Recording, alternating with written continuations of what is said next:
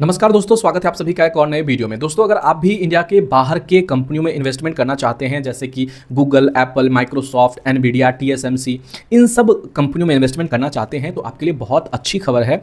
दरअसल gift city का regulator है आईएफएससीए, जो इंडिया के 4 स्टॉक ब्रोकर को ये परमिशन दिया है कि वो अब यानी कि इंडियन स्टॉक ब्रोकर यूएस के मार्केट में ट्रेड करने की सुविधा इंडियन इन्वेस्टर्स को देने वाले हैं।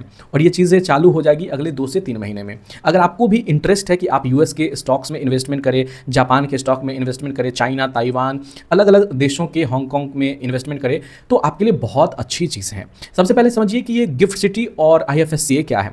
देखिए, गिफ्ट सिटी जो है Gujarat international finance tech city Bharat का इंटरनेशनल फाइनेंस सेंटर है, जिसे इस उद्देश्य से बनाया गया था कि भारत में बैठे लोग और कंपनियां इंटरनेशनल फाइनेंशियल सर्विसेज ले सके बिना सीधे विदेश में अकाउंट खोले, जिसे भारत का मिनी सिंगापुर या दुबई फाइनेंशियल हब भी कहा जाता है। अब समझिए IFSCA, international financial services centres authority. ये दरअसल एक अथॉरिटी है जो कि गिफ्ट सिटी को रेगुलेट करता है।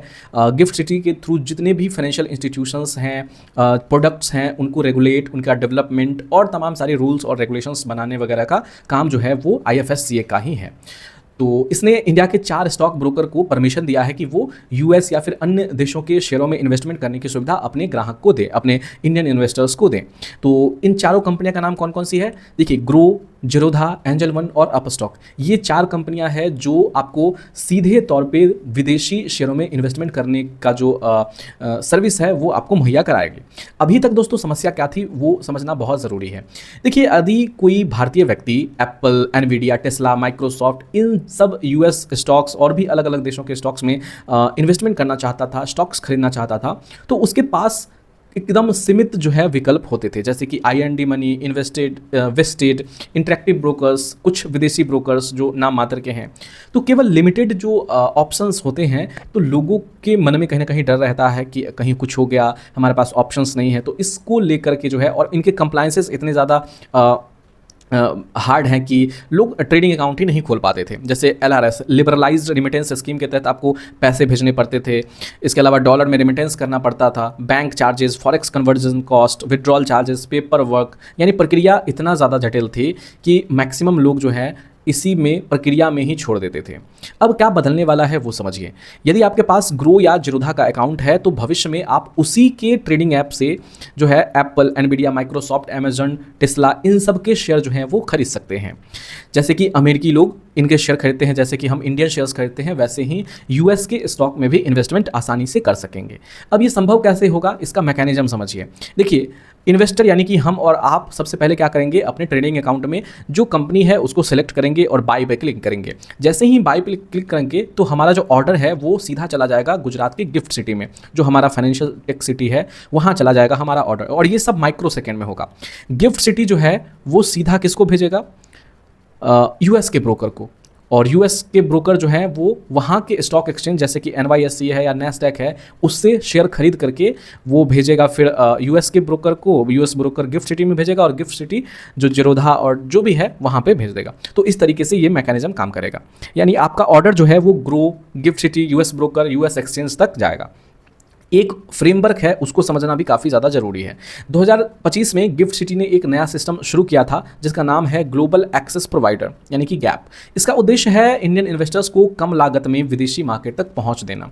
देखिए, यहाँ पे 4 स्टॉक ब्रोकर का जो जिक्र किया मैंने, उसमें से 2 ब्रोकर, ग्रो और एंजल वन, का जो काम रहेगा, ये दोनों ग्लोबल एक्सेस प्रोवाइडर के रूप में काम करेंगे। मतलब ये फॉरेन इन्वेस्टमेंट का पूरा प्लेटफॉर्म आपको उपलब्ध कराएंगे। दूसरा है जीरोधा और अपस्टॉक, ये दोनों कंपनियां ब्रोकर डीलर की तरह काम करेंगे, यानी आपका ऑर्डर लेंगे, उसे आगे भेजेंगे, एग्जीक्यूशन कराएंगे।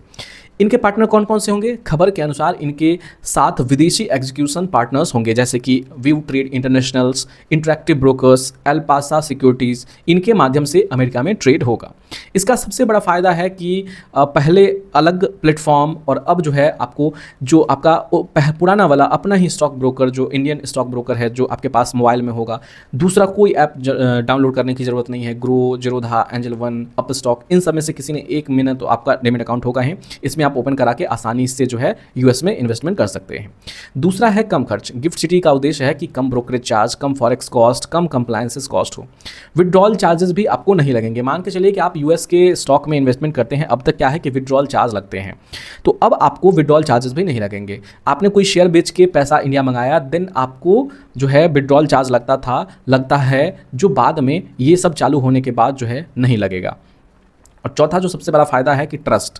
देखिए, गिफ्ट सिटी भी ट्रस्टेबल है, IFSC रेगुलेटरी बॉडी है और ये सब भारत सरकार के अंदर आती है, तो यहाँ पे कुछ भी समस्या होती है तो आप सीधे कंप्लेन कर सकते हैं और चीज़ें जो हैं वो सब कुछ सही हो सकती है। अब लोग जो है यूएस के मार्केट में इतना ज़्यादा इन्वेस्टमेंट करने की क्यों मतलब कि होड़ में रहते हैं, क्योंकि भारत में कई बड़े ग्लोबल सेक्टर सूचीबद्ध नहीं हैं, जैसे कि आर्टिफिशियल इंटेलिजेंस। यूएस की कंपनी है एनवीडिया, जो कि दुनिया की सबसे बड़ी कंपनी है, $5 ट्रिलियन का मार्केट कैप है, उससे भी ज़्यादा का। दूसरे AMD। इसके अलावा क्लाउड की बात करें तो माइक्रोसॉफ्ट और अमेजॉन, बस दो ही की डुओपोली है। स्पेस में भी इंडिया में कोई कंपनी है, या तो रॉकेट कंपनीज़ हैं या स्पेस रिलेटेड कंपनियां हैं। सेमीकंडक्टर्स में TSMC ताइवान की कंपनी है। एनवीडिया, ब्रॉडकॉम, ये सब चाइना जापान की, सॉरी USA जापान की कंपनी है। EV में टेस्ला, रिवियन, इन क्षेत्रों में इन्वेस्टमेंट का अवसर जो है अमेरिकी शेयर बाजार से कहीं अधिक है, अमेरिकी शेयर बाजार में कहीं अधिक है इंडिया से। तो इसके लिए जो है भारत के लोग यूएस के स्टॉक में भी इन्वेस्टमेंट करना चाहते हैं, ताकि वहाँ की जो रैली है, वहाँ की जो ग्रोथ है, उसमें हम सबको अपना पार्टनर बने और वहाँ के ग्रोथ में हिस्सा ले सके और उससे पैसा कमा सके। और भी कई सारे है काम, जैसे कि डॉलर का मजबूत होना। यदि 85 से 90 रुपये प्रति डॉलर हो जाए तो केवल डॉलर मजबूत होने से भी भारतीय इन्वेस्टर्स को अतिरिक्त लाभ जो है वो मिल सकता है। इस केस में जितना रुपया फॉल होगा या फिर डॉलर बढ़ेगा, उन टर्म्स में आपके इंडिविजुअल तौर पे फ़ायदा काफ़ी ज़्यादा होगा।